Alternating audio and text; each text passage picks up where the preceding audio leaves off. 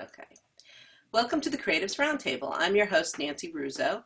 For those of you who are new here, the Creatives Roundtable is an accountability group and creative community that meets monthly in online groups of 6 people to help you with the business side of your creative business by breaking your goals into bite-sized tasks that are manageable, talking through hot topics, and getting feedback from one another.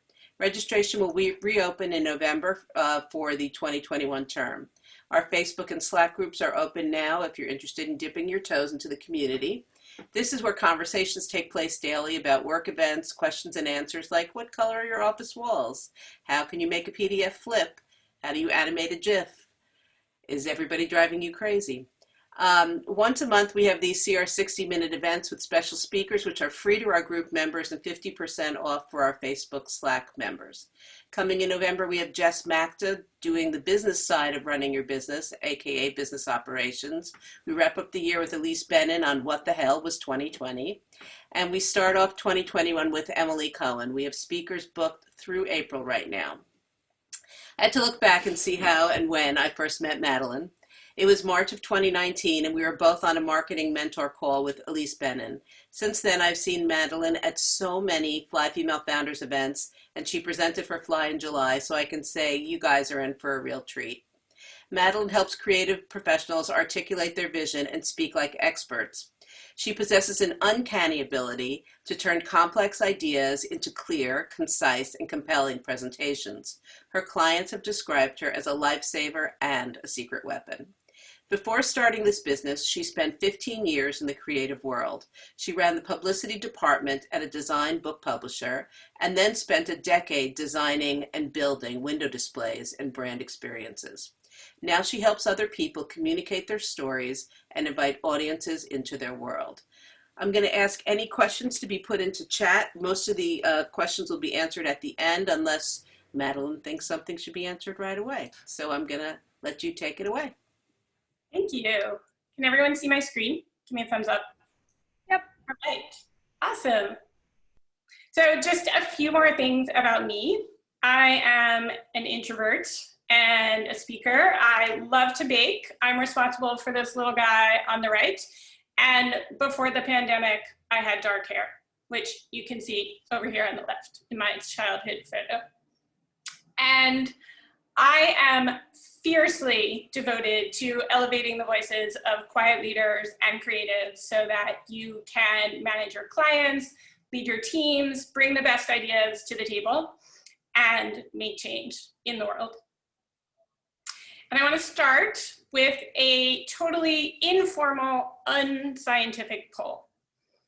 So put in the chat how you like presenting on a scale of 1 to 10.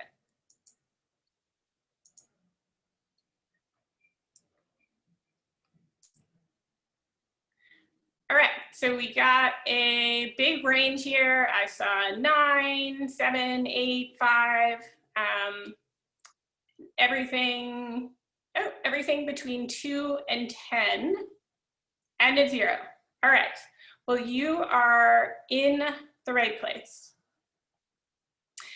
And I like to help people think about their strengths that they already have. So no matter how you rated yourself on the scale, I know that you have strengths that you can leverage when you are presenting your work to other people.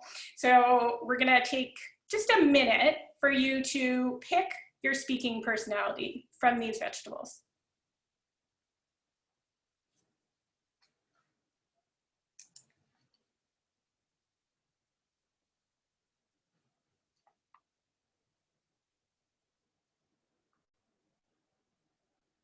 And once you've selected your personality, put it in the chat.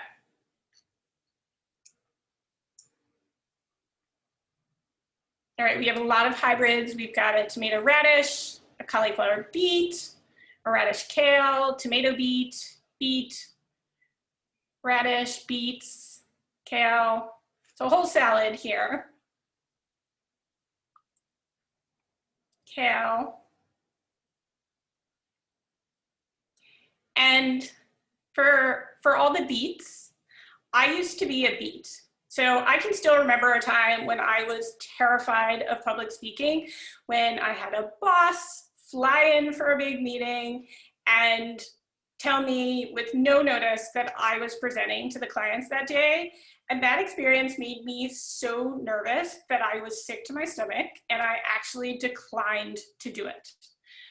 But that experience stuck with me, and eventually I found my way to a Toastmasters group, and at Toastmasters, I discovered a few really important things. One, public speaking is just a skill. Presenting is something that you can learn to do just like baseball and knitting or violin or anything else that you have picked up in your life. And the second thing that I learned is that learning how to present your work and confidently talk out loud about your ideas allows you to persuade other people and to talk about the things that you really care about. And no matter which vegetable you chose, I encourage you, as we go through this workshop today, to really think about how you can lean into your strengths. So for instance, for anyone who picked radish, think about how you can use humor in your presentations. And if knowledge is your best skill, that is something that you can share with your audience, and you might think about using numbers in your presentations, but just remember to not share all of your knowledge at once. And for beats, for anyone who identifies listening as their best skill, I think listening is a superpower, and it is a terrific skill to tap into your audience no matter what environment you're presenting in. And we'll talk about that a little bit later because it's really key in driving successful client presentations. And one more poll. So, how well do you listen?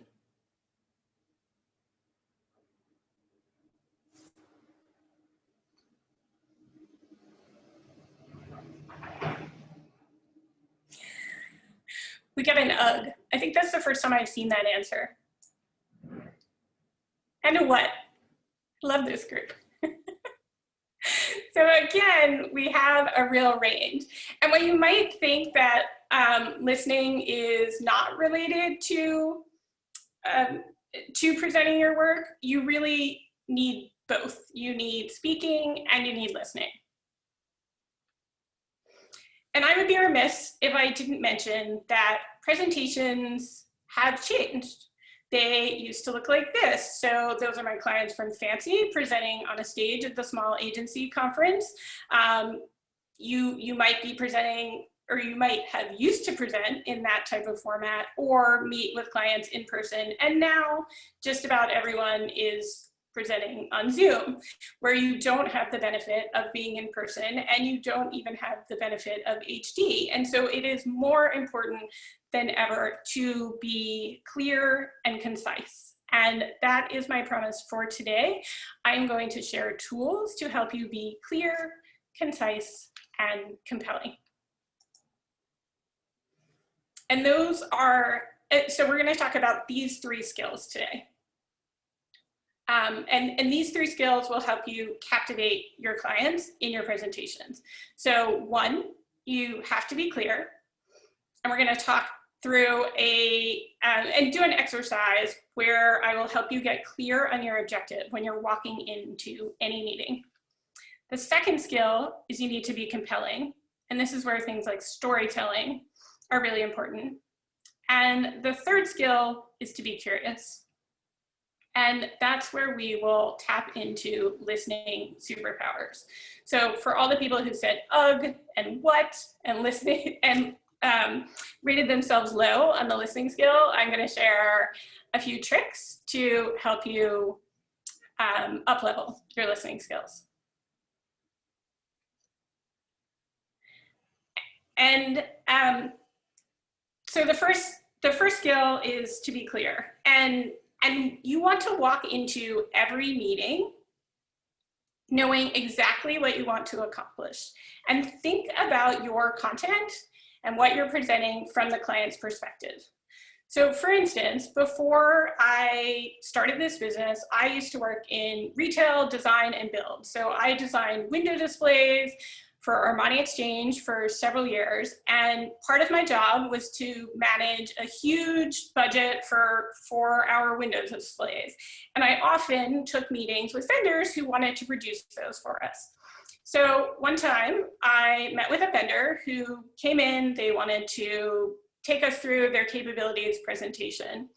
And I'm dating myself here, but they had a really big book back when people actually had portfolios.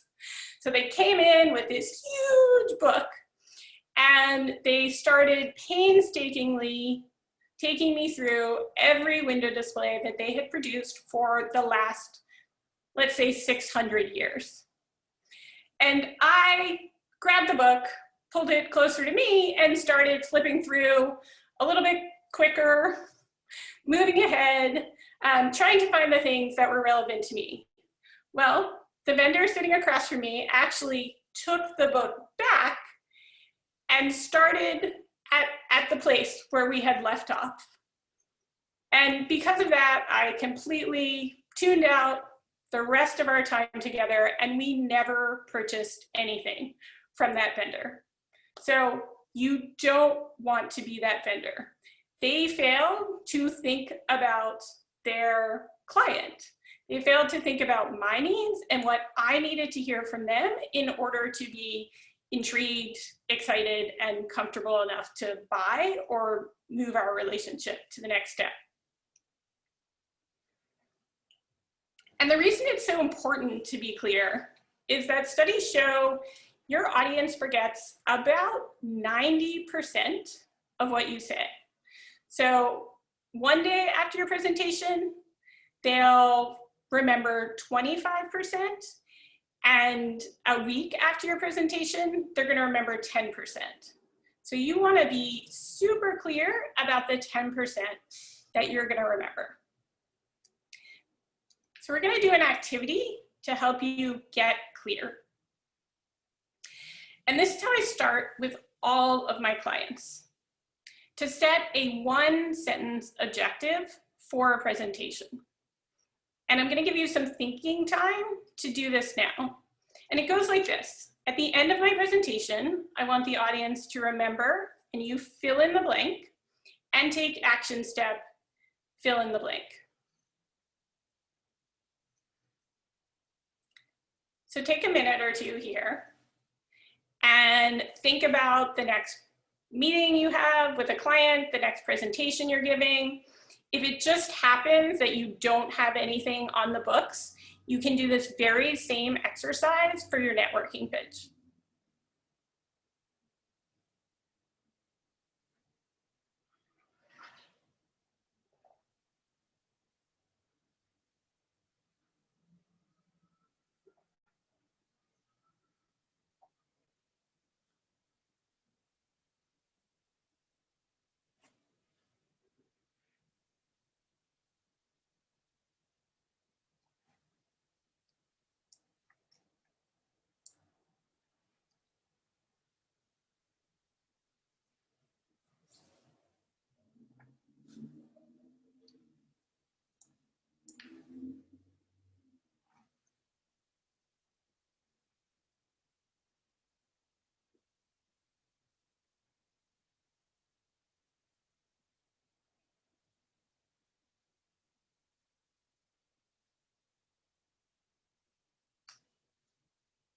All right, would anyone like to share their objective?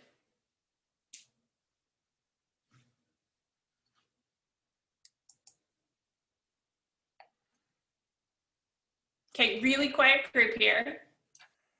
Danielle? I'll share. So my objective is always that I want them to remember that they are their greatest asset. And the action step is to add more personality to their messaging. Great. So that's really clear. It's succinct, and you could take that one sentence and apply it to any presentation or piece of content that you are creating, and then work backwards and decide what examples, what stories should I share that will help me achieve that goal.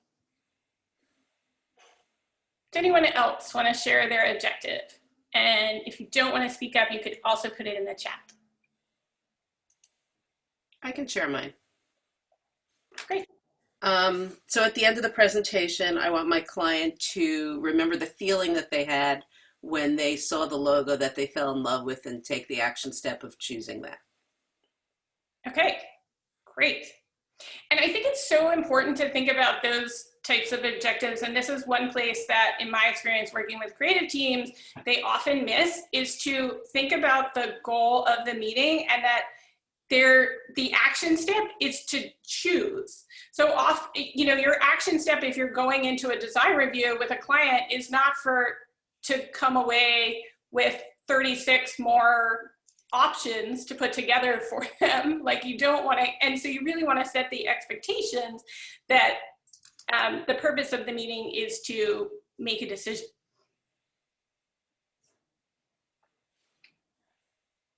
Anyone else? We can take one more person. Come on, Yamilka.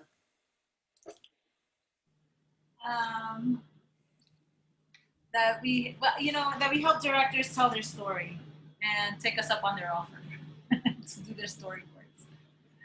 So, but I didn't know if that was the right, that's why I didn't want to share it. So you want the audience to remember that you can help them tell their story, right? So the audience is directors, and you can help them tell their story.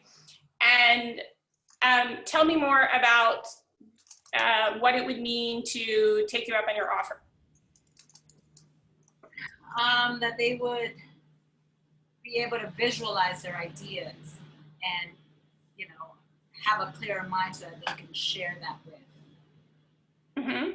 their audience, with millions, right?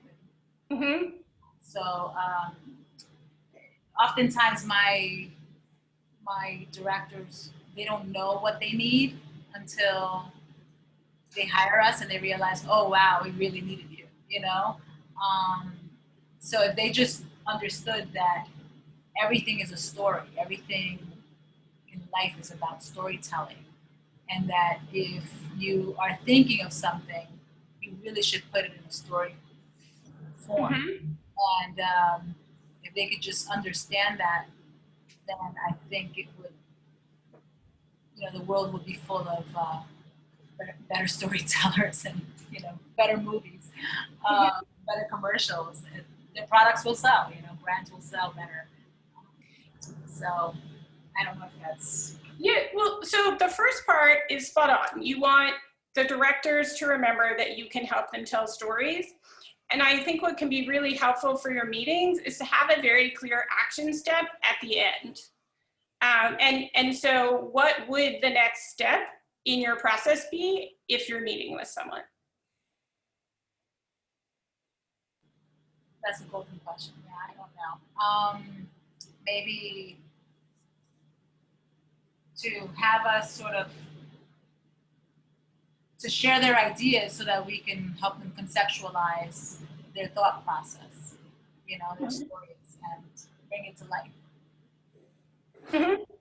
Yeah, and so that sounds like it's getting a little bit ahead of where your objective should be, because that's getting into your process. And so I would give some thought after this about how your sales process normally goes. And so if you meet with someone, what is your normal next step? Or what do you want it to be if you don't know what that is yet? Do you want to connect with them on social media? Do you normally send them a takeaway afterwards? And so just think through what makes sense for you. So are you saying what is her action step or what is the client's action step? Well, in this case, the action step that you want the client to take, but you should be really directive about what that is and clear, especially if you're having sales meetings with prospects. So in this situation, I would be like, okay, the next step would be to encourage them to call me on their next pitch or on their next job?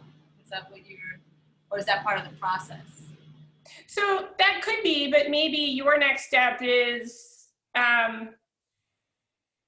it could be a number of things. Like some people like to schedule the next meeting when you have the first meeting. And so that, you know, it's not up to the client to call you back, like you have a booked follow-up call on the calendar. Okay, okay. We also have a few things in chat. Do you want me to read them, or do you want to read them, or? Sure, I'll read them. Okay. All right, so from Jennifer, I want the audience to realize that branding can be fun, transformative, and make their lives easier, and take the action step of investing in their brand voice. All right, great. And I think you could even get even more specific about what investing in their brand voice looks like. And from Jenny, I want them to remember discounts can be affordable and powerful advertising. The action step is to test price points, supply and demand, and monitor traffic for affordable growth. Great. And so the reason I do this exercise is because, especially for creative people who have tons and tons of ideas, it helps narrow the focus and really think about what else needs to go in your presentation to steer the meeting, steer the talk toward this very specific objective. And taking 2 minutes to do this at the beginning can save you hours of time when you design the rest of your presentation.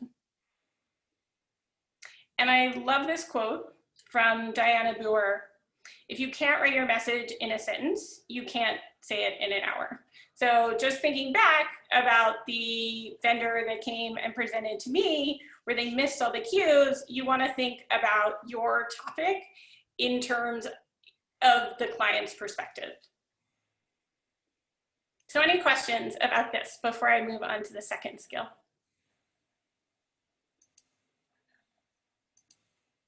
Okay. So skill number 2 is to be compelling. And there are a lot of great ways to be compelling in your presentations. You can use humor, you can use pictures, you can use props, you can ask questions, and of course, you can tell stories. And stories are a great way to connect with your audience on an emotional level. They're the thing that we remember, that our brain latches onto. So we are going to do an exercise on storytelling. And this comes from, actually it's debatable whether it comes from improv or Pixar because it's used in both. But this is a method of storytelling. It's called the story spine.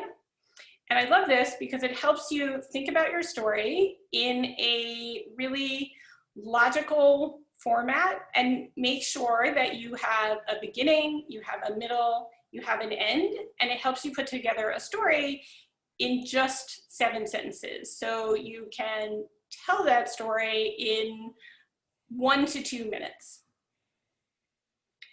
And I'm gonna give you time to actually put together a story.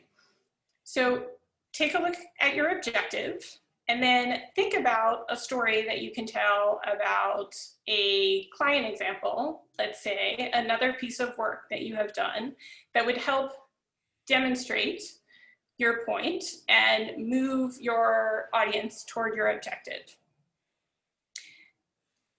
So write a story using these prompts. And I will also drop the prompts, I can find them, into the chat in case you are doing it on your computer.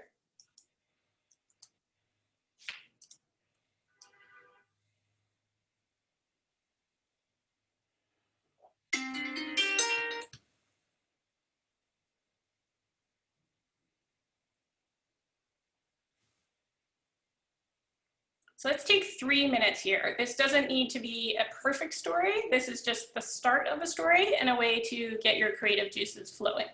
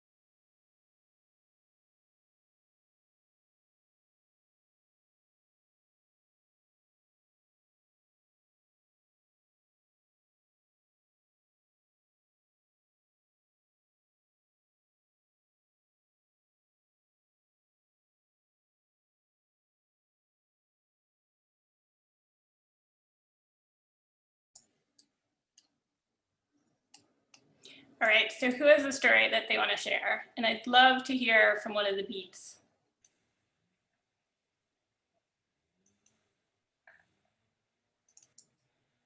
How about you, Christine?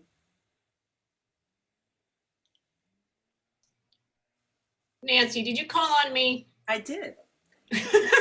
I'm like the school teacher that doesn't let people, hide behind their stuff. Hey, my story got a little jumbled. All of a sudden, I feel like, oh, yes, yes, ma'am. Remember, it doesn't have to be a perfect story. It's the start. Oh, good, because it isn't. Okay. And I don't think it even makes sense. Okay. Once upon a time, there was an experienced graphic designer. Every day she worked hard to research, keep up to date, and evaluate other designers' work, so she was abreast of trends. One day she realized she had skills that she could help clients communicate their message. Because of that, she was able to create beautiful work until finally the client was happy and successful thanks to her efforts. Since that day, her client has continued to utilize her services and has continued to be successful. Okay, great. So it's the beginning of a story, and now you can go back and you can think about how to add more color and more details that really tap into the emotions that your clients might feel when you come to them. Because the goal of a story is for your clients to see themselves or someone they know in that story and think, oh yes, like this is what I need help with. So it's a good framework to start with, and I think just a few more details about what kind of client and some flourishes around the type of project or the success that they've had with some quantifiable details would really take the story to the next level. Good, thanks. So if you want another beat, how about Nadine? Yeah. I didn't finish, but I'll give you where I've got most of it done. Maybe it'll just flow at the end. Once upon a time, there was a software company that was struggling to gain more customers. Every day, their sales team cold called prospects, but it struggled to explain all the benefits to these potential clients. One day, the marketing director hired a new designer to help them better convey how their products can benefit their customers.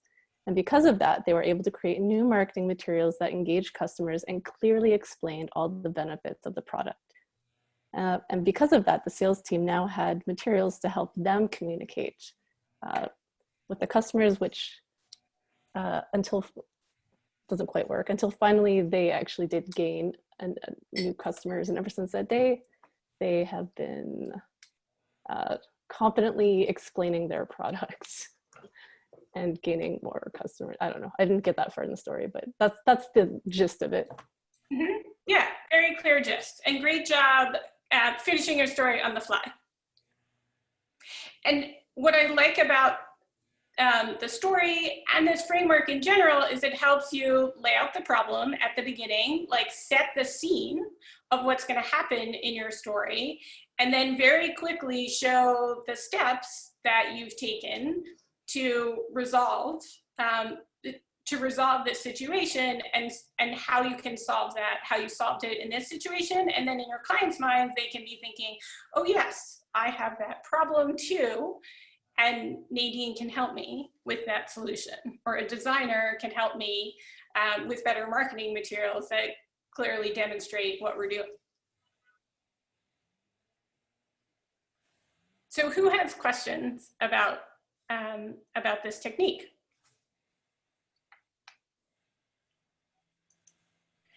What do you use it for? I mean, really, where does it go from here? Is it how you're creating, how you're going to present to the people? Yeah, I find it's super helpful, especially for the Kales in the group, to think through how to tell a story more succinctly. And so often people get a little bit lost in the details. They might ramble when they're nervous.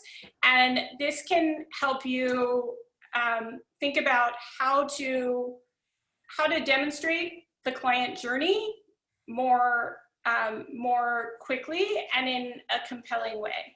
And so, for instance, I was recently working with a speaker on a talk, and she's giving a 10-minute power talk, and her personal story at the beginning took about 5 minutes.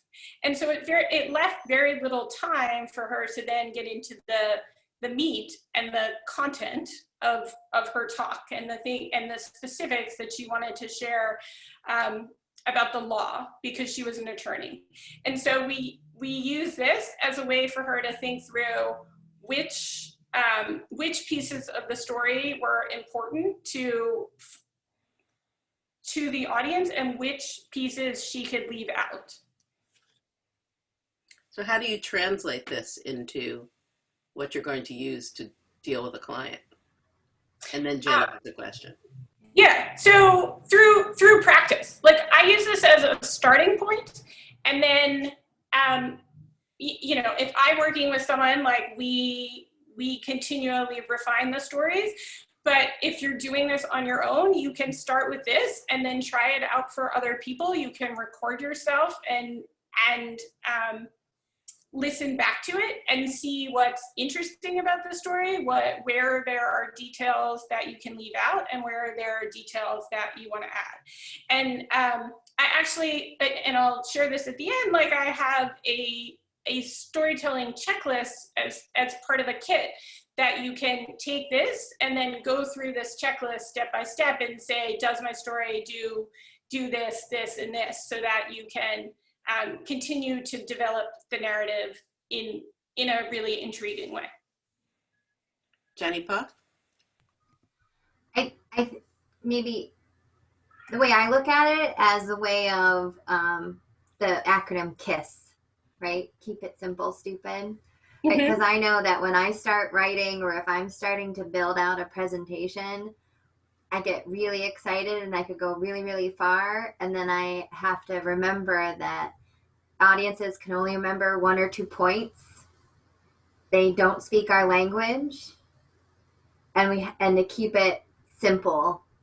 And so I like that prompt because it's just boom, boom, boom, boom, boom, boom, boom, done.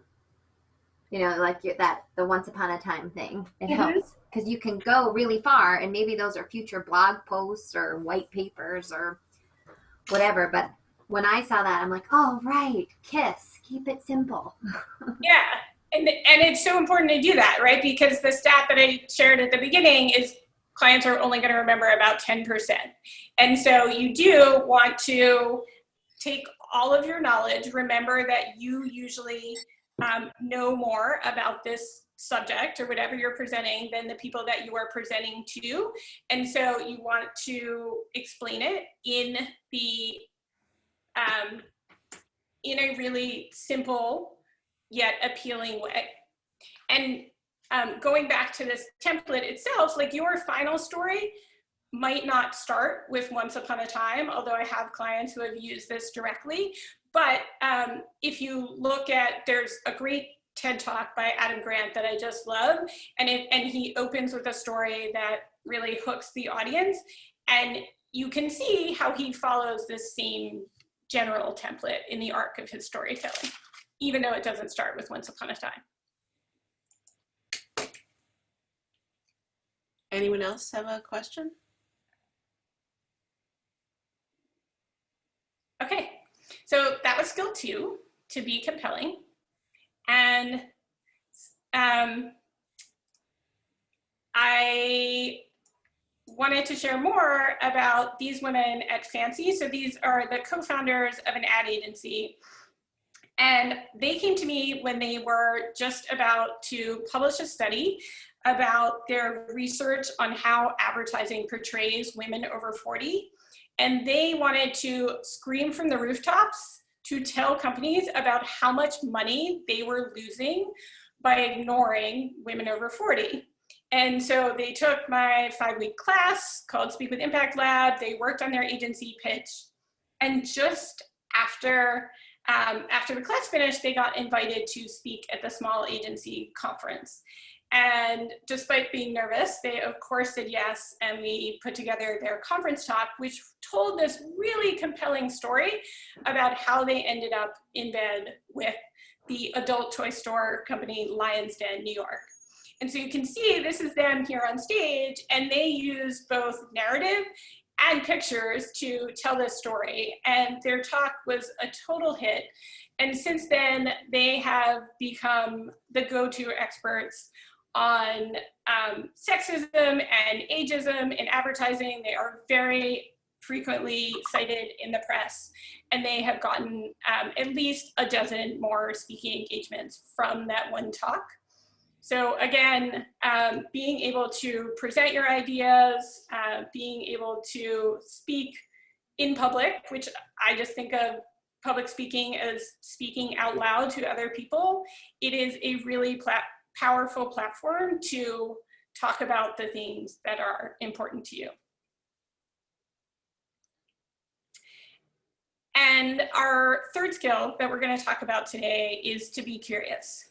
And what I have found from years and years of working as part of creative teams, of managing creative teams, and now as an outside consultant and coach to creatives, is that 2 things often happen when you're giving a presentation and you start to get objections from your clients. One option is that people get defensive, and the other option is that they just completely shut down. Does anyone relate to that? I'm curious if you identify one of those options as your default. You could just put it in the chat, whether you shut down or get defensive.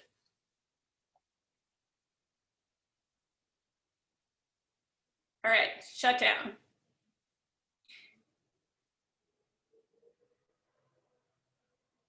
Defensive, yeah. And those are really natural responses. They're just primal responses, how the body protects us from stress. But it's good to know what your default is, because neither of those options normally get us closer to what we want. So the next time you find yourself in a situation where you are either starting to shut down or get defensive when your clients have questions or state their objections, is you can tap into your curiosity. And because we're a room full of creatives here, I know that that is a skill that you already have, and you can use it to your advantage. So curiosity can help you be a better listener. And so I mentioned at the top of the presentation, there are two parts to communication. So there is speaking and there's listening. But the big problem is, that most people are generally only good at one. And so if you're both listening or if you're both speaking when you're in a room with your clients, you are not actually communicating. So these are a few tips that you can use to improve your listening skills. And the first is to listen with all your senses. So pay attention to the nonverbal cues.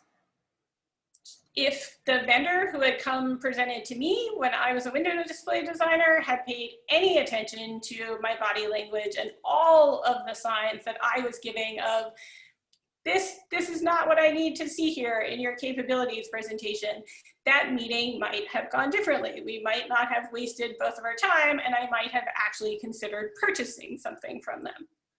So there are many, many cues, but you need to pay attention. The second thing you can do is to ask better questions. And when you're thinking about what types of questions to ask, it's a good idea to stay away from questions that start with why. Because when you ask questions that start with why, especially if you ask a few of them, the other person usually feels like they're being interrogated. And that's where both parties can get defensive and you dig in your heels and get nowhere. So asking questions, even though your first response when someone says, I don't like it, you might want to say, why? You could rephrase that to, what about that doesn't work for you? So think about asking open-ended questions that can't be answered with a yes or a no. It'll help prompt more discussion and really move your conversation along to a more productive place. And the third thing that will help you be a better listener is to validate your client's concerns. So no matter what they say, regardless of how crazy you might think it is, it's good to just paraphrase back what you heard to them. This is a good way to let them know that you have heard their concerns, that you are paying attention, that you are listening, and it's validating their reality. So it's not an agreement. You don't have to say, I understand. And in general, the best way to validate is to keep I out of it and just make neutral statements such as, it's understandable that you feel that way, or it makes sense that you are frustrated. And so just validate whatever they are saying, and then the most important thing is to be quiet again and give them a chance to say more, because it's usually in those moments that the client will tell you what the real problem is, because it's usually not the first thing they say, it's the problem behind the problem. And you want to get to that and find out that information. And if you're not listening, if you're not paying attention to all the cues, you could miss the most crucial piece of information that will help you get your projects approved, move things to the next step, and really create the comfort with your clients that are going to help them move forward and hopefully buy.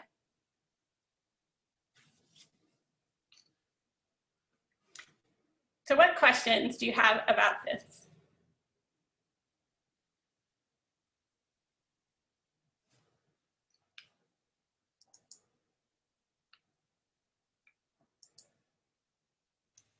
Anyone? Are there any tips specific to online meetings these days? Like, it's a little harder with body language. I mean, you can still see the person, but especially if there's multiple people in the room, I find, or in the call, it's a little harder to read that. So do you have any suggestions on how to manage that vibe? Yeah, I think thinking about how to be really concise is important when people are meeting online, that attention spans are shorter than ever and distractions are high when people are working from home. And that's where setting your objective at the beginning can be really helpful, so that you're clear on that. And then as far as when you're in the space with people, you can think through ways to create engagement. And so having some questions prepared in advance that you're going to ask people. If you're presenting to, you know, a group, you could do things like I did today, which is to poll people and have them add comments in the chat. It's also a way too that you get feedback from the people who tend to be more quiet and wouldn't necessarily speak up. So I agree, like, the body language can be harder, but it's not impossible, right? Like, you can see when people are tuning out and on their phones and doing other things, or you can also see people's kids popping in when they are distracted by that. And you can just acknowledge that and like ask questions. You know, if you get the feeling that people are, that you're losing people, like, stop. Be like, hey, I wanted to check in. See what your thoughts are here.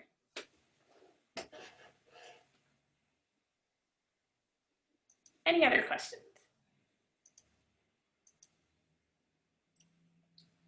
Looks like we're set with Okay, so I'm going to share one more bonus tip that will help you both with being a good listener and with calming nerves if anyone gets nervous when they are presenting.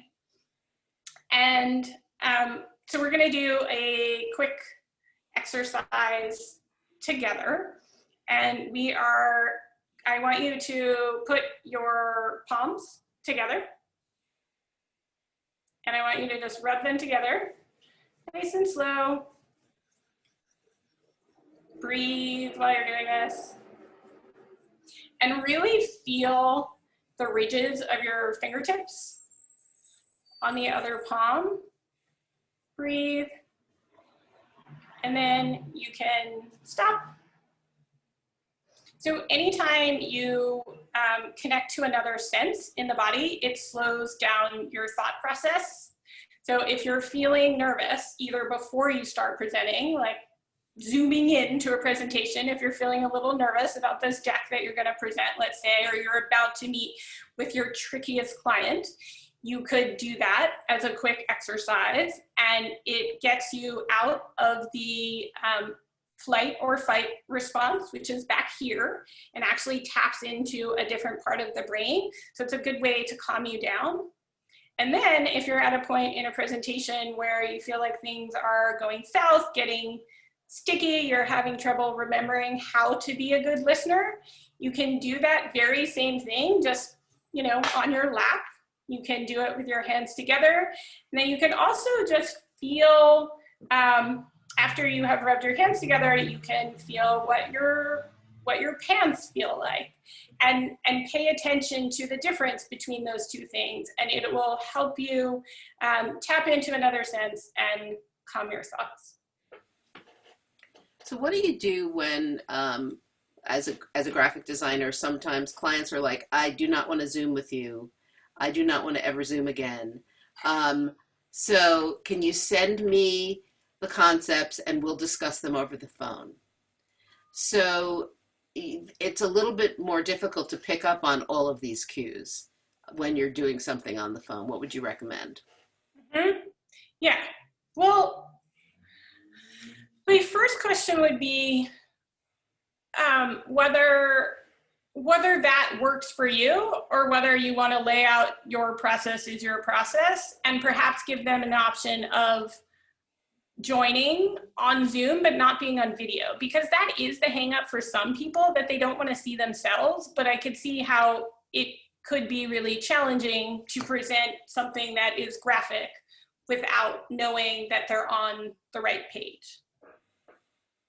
Yeah, I mean, the person I'm thinking of in particular was just like, I don't do Zoom, and I'm not going to it, and and I'm tired of it. So, I said it's easier for me to walk you through the presentation to show you the different things and she was like, you can do that on the phone.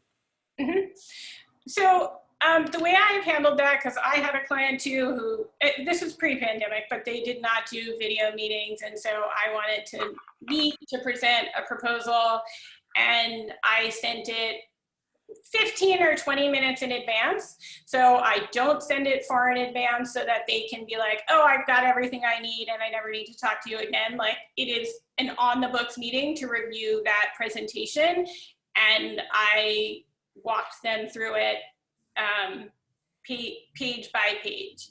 And so I think it's definitely harder when you're not on video, when you are presenting something that is graphic, includes imagery. But I also think at the same time, like, there can be so many distractions with video, and that I find when I'm on the phone with people, like sometimes when I meet with clients, I meet on video, sometimes we meet on the phone. And when we're on the phone, I am paying attention to their voice and all of the cues even closer, because there's no other input that you could possibly get distracted by. Like, sometimes when we're giving presentations on Zoom, you might get thrown off by someone yawning, being visibly distracted, moving out of the screen, whatever it is. And when you're just on the phone, you can listen to the sound of their voice and the cues you get. Like, you can normally tell whether someone is annoyed or happy through the tone of their voice. And so you can pay attention to when their facial expressions might be changing, even though you don't see them, and just think about what they might be doing in their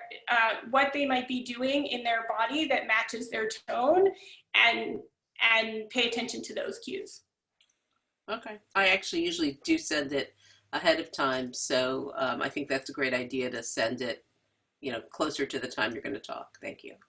Sure. Anyone else? You guys are very quiet today. So I have a resource that I'm going to share with you. Anyone who needs more help with their storytelling, their audience engagement, and their nerves. This is a kit that I have put together with 4 of my favorite resources that I use with clients over and over again. So it includes the story spine that we use today, and then the checklist that I talked about, plus strategies to engage your audience, to calm down your nerves, and practice tips that'll help you speak like an expert. So all of that is in a kit that is $29, and I will share this link in the chat. And if anyone has additional questions, I'd be delighted to answer them and connect with everyone on LinkedIn. Here is my LinkedIn.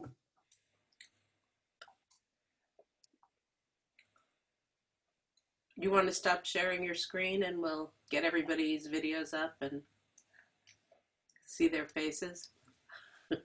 So anyone have any other questions on this, or? It's like talking to a room of no people.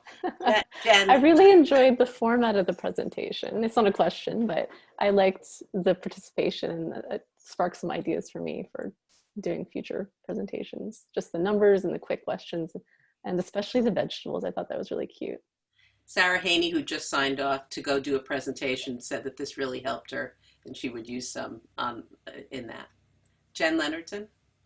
Yeah, I was just like, sometimes when you're in a meeting and then like the whole shutdown thing. It's like, what do you, it's sometimes I have a hard time figuring out what questions to ask. And it's like, you know, you get kind of flustered, I guess.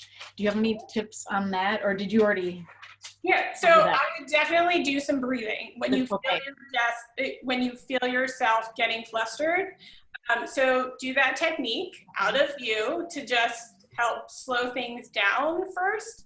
And then as far as questions, think of questions that start with what, how, like, how can we solve this together? Okay. That's a really good one when things are feeling stuck. And I would think through, like, be prepared. If that's where you know you get stuck in presentations, write out some questions in advance. Like, go back to a presentation that didn't go so well and think about the things that you would have liked to have said in that moment, and just have a list of those questions, and then it'll get easier and easier each time to pull upon them as opposed to shutting down. Right. That's great. Thank you. Sure. So I will email out this link to everyone, as well as a link to the video in case you want to review it again. And please connect with me on LinkedIn. I'll put Madeline's LinkedIn in there as well. But thank you everyone for joining us. Madeline, this was great. Nice to have you present to us. And everybody have a great day. Thanks, Madeline and Nancy. Bye. Take care. Thank you, Madeline and Nancy. Yeah, thank you.